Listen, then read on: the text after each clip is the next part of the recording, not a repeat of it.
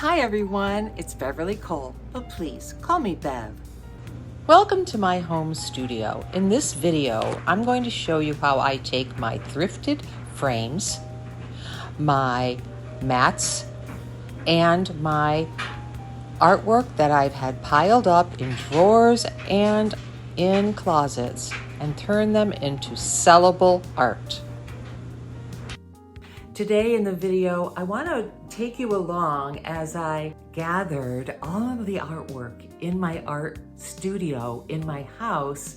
And we have an art festival in February. We also have the Arts Cafe in December, actually in about a week. And as a procrastinator, I have put off matting a lot of things, which I could have done this week, but we are also in the middle of downsizing. I have piles and piles of artwork.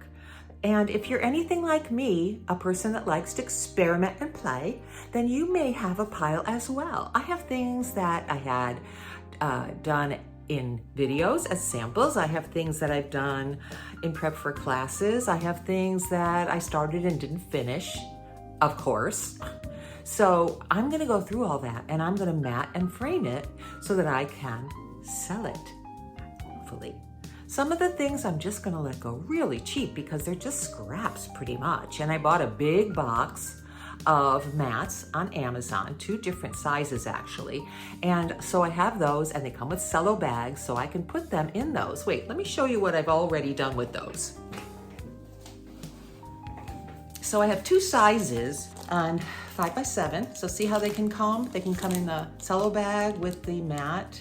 And then people kind of rummage through them. I put them in a basket and they look through them. You know, here's another one. These are old and I'm thinking I've had them long enough. These are the ones where I did 4 at a time and then I cut them up and they're in mats, but they can go in a frame with glass. Like you just buy it and put it on your wall, you know? Also, let me show you something else. I have drawers full, or had drawers full, now they're in a pile, of things that weren't finished. Okay, here is a soft pastel, but I never finished it. So this has been in a drawer for probably 8 years. Yeah, long time. But I put it between papers so it still looks good, but watch and learn. I've been told that so many times, watch and learn. Okay, you're gonna watch and learn. So here's a mat, right? And I put this in the mat. Look at that, it's like magic. I can put it in a black mat or a white mat. I have both. I can figure out where I like it the best. And because it is a soft pastel, I actually went in with my finger and where some spots had some background showing, I kind of rubbed it with my finger. Yeah, see, it's a pastel. But I like that now. I look at it and I'm like, that's pretty cool. So I'll probably go something like this, maybe. How's that? Gorgeous, right? In a frame. It's been in a drawer for 8 years. So that's what I'm gonna do today. And I'm gonna take you along as I crop and mat and share with you some ways you can do the same thing. Don't be afraid. Open that drawer, take a mat, make your own, try things out. This is an old mat and it's got some marks on it, so it's not usable. So I'm just playing with this one. One more, let me show you one more before we go back to working. I've got to get this done today. Okay, something as simple as something that I taught in a class, negative space, okay? So you see how you can either make the spaces the green, the negative space, or you made the positive space the green. Okay, so these are samples. They've been in my drawer for about the same length of time, maybe longer. So here's a mat, okay? There's that mat. This is my play mat. Play mat? This is my play mat. Now watch this, okay? Look at that. What do you think? Right? You can fidget with it, move it around, and it's cool. Or maybe it's like this, or maybe it's like this, or this. Someone's gonna love it. And then in another frame, I can do this one, my negative. Aren't they fun? So yeah, things that you've made, you think they're put them in a mat in a frame. I also have some cards that have a little mat in them. So if I get really desperate, I can do that too. So come on, join me. I may have to check that from time to time. I'm notorious for getting out of frame. This is already one that I'm working on when I was over Carlene's last, but we're gonna put that aside today. I don't think you've ever met Carlene, but I wanna show you a picture of her, okay? This is a picture of me and Carlene. Where are you? There you are. And when we both won the same ribbon, and it was from things that we were playing with. So we were really thrilled. This was actually a couple of years ago. This is the box of mats. I thought I opened this, but apparently not. Okay, these are black mats. And the way they package these is really nice, okay? They come with styrofoam in there. Can you see that? They come with styrofoam in the ends. They're all nice and protected with corner pieces, and I even have a hard time throwing those away. So this is how the mats come. If you've ever thought about ordering them on Amazon, this is how they come. And they come with backboards. And they also come with the bags down here. They have cellophane bags in here. I'll take this all out. Now that they're home with me, I don't really need all of this. Although that would be great for mark making. And that would be good mark making too. I'll keep one of those. We both ordered them. Get the bags out. They're pretty snugly packaged in there. Okay, so this is the package of 8 by 10 bags, cello bags. So like I showed you, you can put them in there, you know, slide the art into that, and then you're good. Cling wrap. If you're in another country, you would probably call it something else. But yeah, these are the backboards. So your artwork looks very clean. Even if you put it just in the cellophane bag, it protects the back, it looks presentable. These are all pieces of board. Nice, but to put them in a frame, sometimes they already have that, so you don't need it in a frame. All right, so these are gorgeous. Nice flat black, aren't they nice? They're so smooth, so smooth. Okay, I'm gonna leave those in here. Actually, all of this. And because we're not going to use the cellophane bags just yet. Using my mat that I play with, I'm still here, just walked away. Oh, here's another one. Look at this one. This was just a pastel pencil on a piece of pastel paper, and I haven't ever tried to sell this one. So I'm going to put that one in a thing for $5. I mean, it's been in my drawer. Okay, these I think might be too small. Okay, that looks nice. That fits. Oh yeah, that fits. And it's just gonna be a black matte frame, so it won't have that silver. Okay, I like it. Oh, so effective, aren't they great? Okay, so these are going in a frame. Very nice. All I do, okay, to make sure it's in the spot I want, get a piece of tape, and I use washi. Just make a little curly Q of your tape, right? And just put it here. So I'm gonna put it right there. Get that painting right where I want it. Okay, flip it over. Yay. Now I can remove those, and now I know this is where I want it. And I'm just using masking tape. These are cool. Well, if they're in a frame, these will go for more. That's the thing about frames. See, the frame can bring up the price of your art. Okay, so there's my piece. It's held in place with those 4 pieces of tape. If you want, you could take more. I probably will.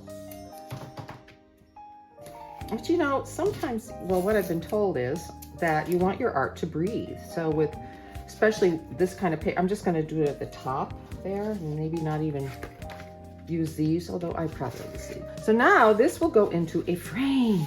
Let's find a frame. All right, so this is a frame I actually got for 25 cents. Can you believe it? Yesterday we went to the thrift stores. I told George I need frames. Actually, we went to some neighborhood sales first. Spent about $7, $6 for 5 frames. I'm just practicing because the glass has to be cleaned.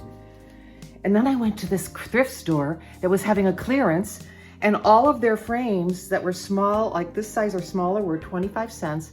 Then when I picked out some larger ones, she actually gave them to me for the same price. She said, oh, just let's make them all for $1. I got like 28 frames for $7. So how pretty is that, okay? But the glass is dirty, so I do have to clean that. But look how that sets that off, right? I mean, I can stand this right on the table at the Art Fest, just like that. It's matted and it's framed behind glass and it's cool. I have another frame that size. You can pick up frames for a song for like nothing, literally. Empty frames are like a dime a dozen in these stores. You go to have one framed, it's gonna cost you. And that's what the trick is also. You wanna make sure you do your artwork. A regular size, this is the one with the door, okay? Here's the very white mat. That's pretty. It's a little bit, I've got a little bit of an edge, but I don't really care because it just shows how original it actually is. Move that around till it looks good to me. This is a collage and painting. So this is a mixed media piece. This is from a video. Okay, so I've saved those little rolls of tape. Put those there and there.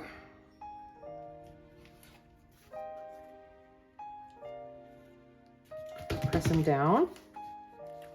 Turn this over. When I was first learning how to mat watercolor paintings, they said you don't want to attach the bottom because you need to have some place for that painting to breathe. So I just attach this like that. See that? It's a little off. It's too far to this way. I must have moved it. So let's just move it a little bit. Okay, let's see. See if I can finagle this thing. And this mat came with the frame. How convenient is that? And then we put it in the frame. And it'll fit because it's the mat that came with the frame. And then, oops, I forgot the glass. Let me take this $2 sticker off. That it didn't cost me $2. Yeah, this was a thrift store. It's in Wildwood, Florida. And I always find bargains there, but this was like the huge bargain. I'm just gonna put the glass in to see, just to show you, but I do have to clean all this glass. You've gotta clean the glass. And then we'll put this back in. And it has hangers, see, to hang it on the wall. But this part is gonna be handy because it'll help me to stand it on my table to sell it. And there it is. You can mat these. And if you wanna put them in a smaller frame, you don't have to mat them. So here, I'm gonna show you now how I can make this what I want. Let's put the glass. All right, see the glass? That's the size we need it to be. So we'll just trace around the glass. Oh, I love that curly Q down there, isn't that cool? I love that curly Q. I love that, so I'm leaving that in. So here, you can see your painting, you can see what you like. Go around it with a pencil. This is the glass. This is not, but you'll see, right? Let's make sure. Yeah, this is the glass that fits behind here. So you want to make sure that you cut this, that size. And remember, this is just something from a video or a sample for a class I did. It's still my work though. It's still mine. It's original. It's an original Bev Cole. So yeah, we want to make sure that we cut it. Wow, that's ugly. Let me see if I can find something that looks better. Okay, so you get the idea. You just put it in without a mat. If you have little frames and no mats, you can still do this, but you're gonna wanna paint these, and I spray paint them. This one I'll probably just spray paint it black and put this in there, and it's gonna look really nice, really nice. There's that curly Q that I really, really like. So you don't need a mat. You can do it without a mat. These are great for local sales. Local. This is for like local. I'm doing local things. If you're living in a adult community and you have art and craft sales, which they all seem to have, you can do this and sell your art. Sell the stuff that you played with, that you think is cool, that you think may not be cool, because it'll be so worth it. And then I have things like this. This is a jelly plate print. So I would need either to cut this in half and make it into two, which I could do. These are cool, but you know, I gotta scan these first. These are ultra cool. Don't they look like, my daughter says it looks like pepperoni pizza. Yeah, if I cut these in half, they would make a beautiful pair of art pieces. Here's one of the other frames I got for $1, and it says Department of Justice, FBI. Put the mat in. Okay, let's play with the mat. I just want to see. Well, let's do this first. Put the frame aside, Bev. Let's play with this. Okay, see, this is big, right? It's a big piece. So I get to, oops, that's right. I'm going to do it this way. I forgot. I'll make 2 of them. Now this one's kind of bland, isn't it? By itself. But what if we take it and we do this and get one really nice piece out of it? I can do that. It's just a jelly plate print. It's just a jelly plate print. But it's very cool. And I have white mats as well. So I would play around and see, do I want a white mat on it? Do I want a black mat? The ones that I bought are plain black or white. So here's a white one. That's the white. Isn't that fun? Or this. I can get more of the stripes that way. I like that. I think the black is more effective. But just to show you, okay, here it is. So you can crop your art, make it look the way you want it to look. And then you put it in a mat and a frame. And this one's really dirty, but when I frame it with a black frame, you know, it makes it more tempting. You got the idea. You've seen some things I do. If you have any questions, please just ask me in the comments. I respond to every one of the comments that I get. I'll see you next time. Bye.